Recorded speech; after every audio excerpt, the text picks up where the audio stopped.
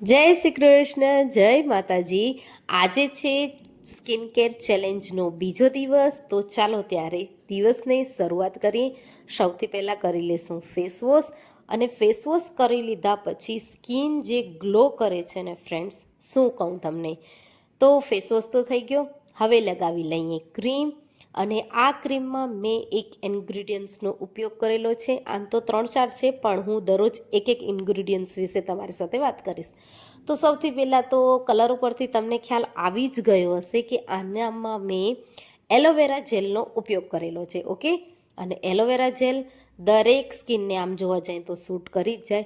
તેમ છતાંય જો તમને સૂટ ન કરતું હોય તો પેચ ટેસ્ટ જરૂરથી કરી લેવો. ઓકે, તો આપણે ડીઆઈવાય ક્રીમ લગાવી લેશું, સારો એવો મસાજ દઈ દેશું.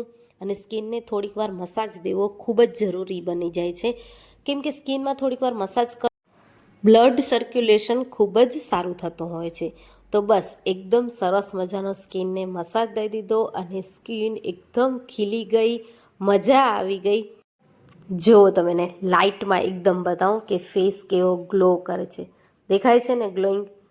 તો તમે પણ જરૂરથી ટ્રાય કરજો. હું તમને છેલ્લે મેં ડીઆઈવાય કેવી રીતના બનાવ્યો છે તેની પ્રોસેસ જરૂરથી જણાવું.